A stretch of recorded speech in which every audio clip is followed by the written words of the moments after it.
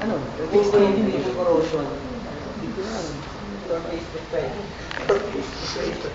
Cleaning.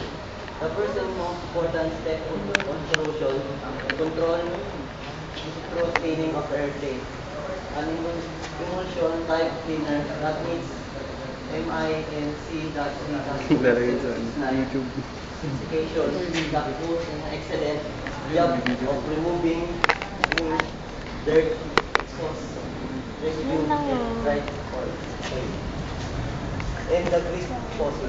The airplane should be the part on the wash run or area where it can be hosed down and furtherly in the area where the sun will not dry the surface. Before the cleaner has had time to penetrate the skin for the main part of the exterior of the airplane. Harap pa naman. Of use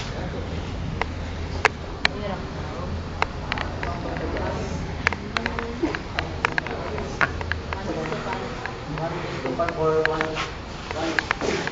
articulation of cleaner with water brush or spray.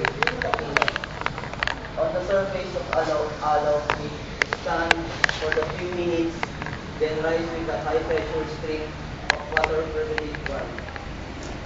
Yung example nito, ibig sabihin nito, basic nito,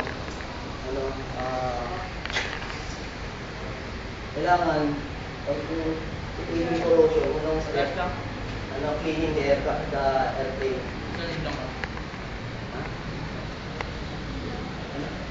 Ayun, cleaning the aircraft or airplane. Ito yung mga example niya yung susunod sa ginagamit sa FTP. Cleaning solution, solvent, towel, clean of hydrox, etc. Tapos na yan, cleaner 137. Ito yung ginagamit sa Stanza sa mga corrosion ng mga yung nilang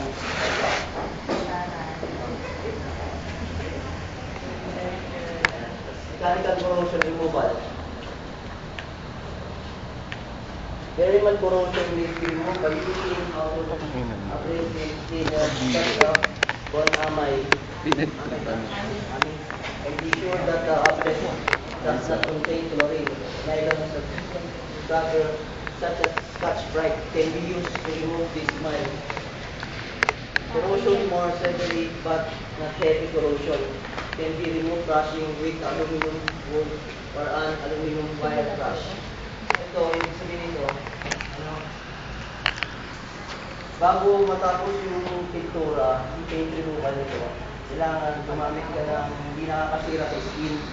Kasi parang sinabi ko kahapon, gumamit ka ng heavy material, and then this yung skin, karoon ng gas-gas. Kaya ang inaan dito, gumamit ka ng Scotch-Brite na mild lang para hindi siya magkaroon ng corrosion.